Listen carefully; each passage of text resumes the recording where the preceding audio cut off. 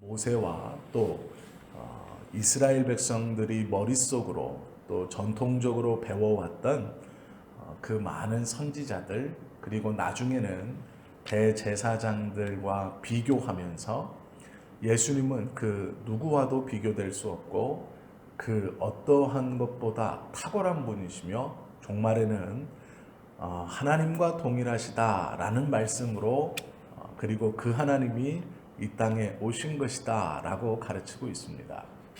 그리고 또한 사람으로 기대되는 모세나 선지자들, 제사자 등뿐 아니라 천사와도 비교하고 있고, 그 예수님이 오셔서 하신 사역은 첫 번째 언약을 폐하시고 두 번째 언약을 세우셨다, 이렇게 가르쳤습니다. 첫 번째 언약을 폐하셨다는 것은 율법으로 얻는 의를 폐했다라는 것이죠. 참 감사하게도 어제 오후에 박 목사님이 하나님으로부터 난 의라는 것에 대해서 말씀을 나누었죠. 우리가 히브리서에서 지금 계속해서 보고 있는 것도 예수 그리스도를 믿음으로 얻어지는 구원입니다. 그것이 의라고 번역되어도 틀린 말은 아닙니다. 14절 말씀에 보면 기독교 교리에 있어서 매우 중요한 구절이 드러나고 있습니다. 그가 거룩하게 된 자들을 한 번의 제사로 영원히 온전하게 하셨느니라, 성경은 말씀하고 있죠. 한 번의 제사, 이 제사는 우리가 아시는 것처럼 십자가에서 돌아가심입니다. 그 한 번으로 영원히 거룩하게 하였다라고 말씀하죠. 이것이 무엇이냐면 예수님이 십자가상에서 죽으심으로 우리의 죄에 대한 모든 죄책을 감당하셨고 우리를 구원하셨는데, 이 십자가에서 드리신 제사는 이스라엘의 대제사장들이 매년 7월 10일 이스라엘의 모든 죄를 위하여 지성소 안에 들어가 매년 한 차례씩 반복하면서 죄를 씻어 주십시오, 죄를 용서해 주십시오 하며 그의 육신의 생명이 죽을 때까지 1년에 한 번씩 반복했던 제사와는 다르게 온전히 단 한 번의 제사로 그 모든 것을 이루어 주셨다 하는 뜻입니다. 우리는 그것을 믿고 구원을 받았죠. 그러면 첫 번째 언약, 두 번째 언약, 그리고 예수 그리스도의 십자가의 사역, 이것을 우리가 계속 보고 있습니다. 그러면 여기서 한 가지 질문을 던질 수 있어야 됩니다. 그게 무엇이냐면, 한 번 구원받은 사람도 죄로 인해서 구원에서 떨어질 수 있는가?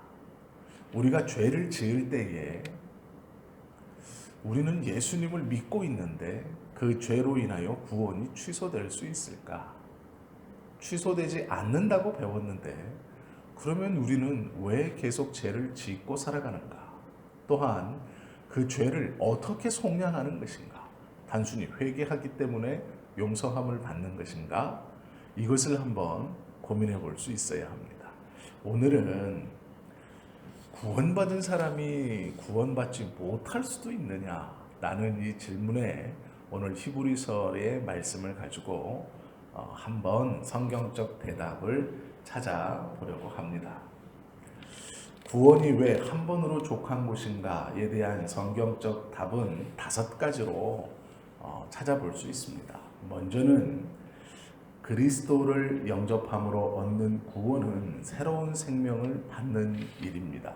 요한복음 1장 12절에 보면 그의 이름을 믿는 자에게는 하나님의 자녀가 되는 권세가 주어졌는데 이는 혈통으로나 육적으로나 사람의 뜻으로 난 것이 아니라 오직 하나님께로부터 났다라고 말합니다. 하나님의 계획 안에 우리의 구원이 들어 있었다라는 것이죠.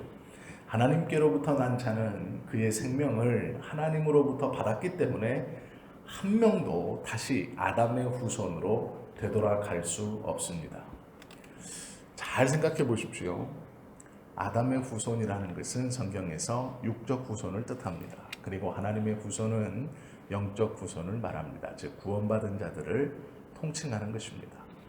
한번 구원받은 자들은 하나님에게 새로운 생명을 받았기 때문에 다시 생명을 받기 전, 즉 성경에서 말씀하시는 아담의 후손의 자리로 다시 돌아갈 수 없다라고 분명히 가르치고 있습니다. 예수님께서 요한복음 6장 37절의 말씀에 이렇게 말씀합니다. 아버지께서 내게 주시는 자는 다 내게로 올 것이요 내게 오는 자는 내가 결코 내어 쫓지 아니하리라. 무슨 말씀 같으세요? 하나님께서 나에게 주신 자는 한 명도 빠짐없이 다 나에게 온다는 것입니다. 하나님의 구원의 작정 안에 들어가 있는 모든 자들은 예수님 안으로 다 들어간다는 것이죠. 그리고 예수님은 분명히 말씀하십니다. 내게로 온 자를 나는 내어 쫓지, 즉 안에 들어왔던 자를 다시 바깥으로 내어 쫓지 않겠다라고 말씀하시는 것이 예수님께서 친히 해 주신 말씀입니다. 그리스도인들이 죄를 범했다고 해서 그 죄 때문에 영생이 취소되거나 생명을 잃어버린 바 되는 것이 아닙니다. 죄는 모두 가증한 것입니다. 그러나 이 죄는 두 가지로 나눕니다. 첫째는 하나님 밖에서, 즉 그리스도 밖에서 짓는 죄와 또 하나는 그리스도 안에서 짓는 죄로 분류됩니다. 그리스도 밖에서 짓는 죄는 사함을 받지 못하고 그 죄의 값은 사망입니다. 사망이 그에게 왕노릇할 것입니다. 이것을 성경은 아담 안에서 짓는 죄라고 표현합니다. 아담은 세상적 사람을 대표하기에 아담 안에서 짓는 죄라고 말하죠. 이것은 원죄이고 또한 자범죄입니다. 이 원죄와 자범죄를 용서받을 길이 없기 때문에 그는 구원과는 거리가 먼 사람입니다. 그러나 그리스도 안에서 우리가 죄를 짓는 것은 죄를 지어서 벌을 받느냐 안 받느냐의 문제가 아니라 상급의 문제입니다.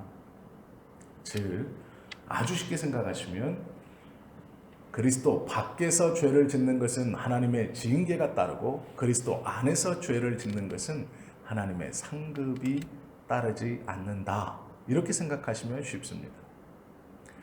우리는 이미 원죄를 용서함 받았고 스스로 짓는, 옛날 말로 하면 고범죄라고도 하고 자범죄라고도 하는 이 죄는 하나님 앞에 그리스도 안에서 짓는 자들은 하나님의 상급을 놓치는 것이지 하나님의 뜻을 따르고 그 뜻에 순종하면서 쌓아가는 하나님 나라의 상급을 놓치는 것이지 그 죄로 말미암아 죄의 값인 사망을 받는 것이 아니다라는 것이죠. 이것이 성경에서 말씀하시는 그리스도 밖에서의 죄와 그리스도 안에서의 죄입니다. 우리는 그리스도 안에서의 죄를 지을지는 모릅니다. 그러나 그 죄의 값으로 사망을 받는 것이 아니고 그 죄를 짓지 않고 하나님의 뜻을 거룩하게 이루려고 하는 그 열심으로 하늘의 상급을 쌓을 수 있는 귀한 기회를 까먹고 있는 것, 그것입니다. 세 번째는 그리스도의 피는 영원한 속죄 제물로 하나님께 이미 드려졌습니다. 앞서 말씀드린 것처럼 이스라엘의 대제사장들은 매해 7월 10일 그 이스라엘의 죄를 위하여 하나님 앞에 제물을 들고 나아가 이스라엘 온 죄를 용서해 주십시오 라고 제사를 반복했어야 됐습니다.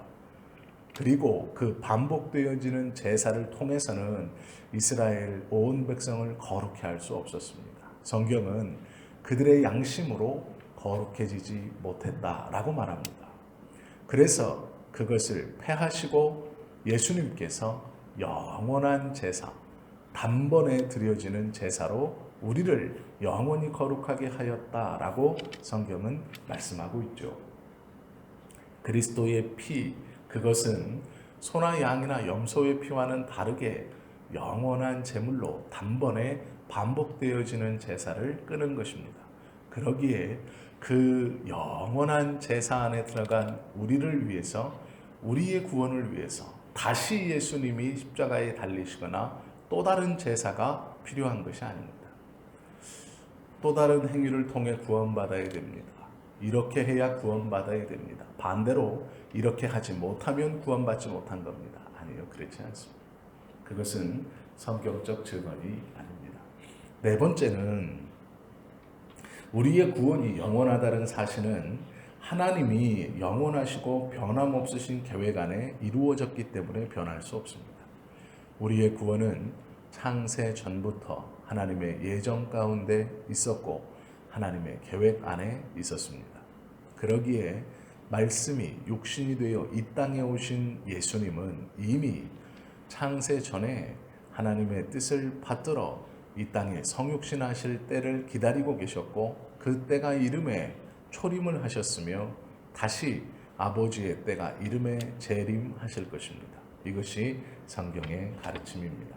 즉 우리의 구원은 우리의 생각과 우리의 계획으로 이루어진 것이 아니라 하나님의 영원하신 계획 안에 이루어진 것이기에 변함이 없는 것이죠. 마지막으로 우리의 구원이 영원하다는 것은 로마서 8장에 보시면 분명히 증언합니다. 그리스도 예수 안에 있는 자에게는 결코 정죄함이 없나니 라고 말씀합니다.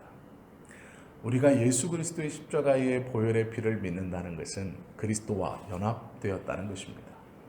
그 연합을 통해 우리는 새 생명을 이미 받았습니다.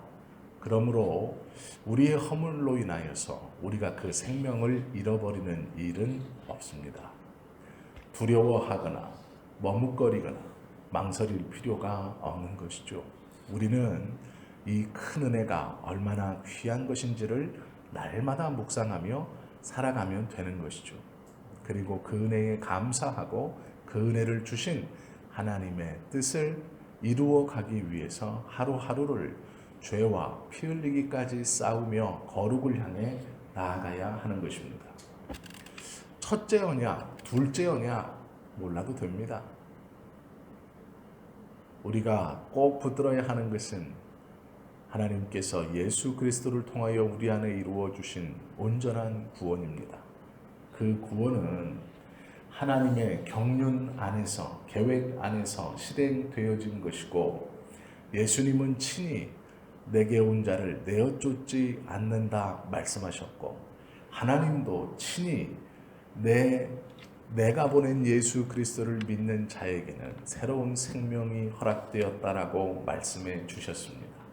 예수님의 피는 동물들의 피와 같지 않습니다.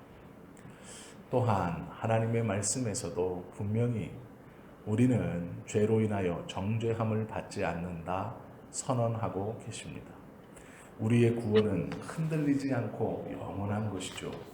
이 구원을 받은 자로 기쁘게 하나님의 뜻을 이루어가기 위해 순종하며 살아가는 것이 우리의 삶이 되어야 할 것입니다. 오늘 하루도 그 하나님의 뜻을 이루는 귀하고 복된 날 중 한 날이 되어야 합니다.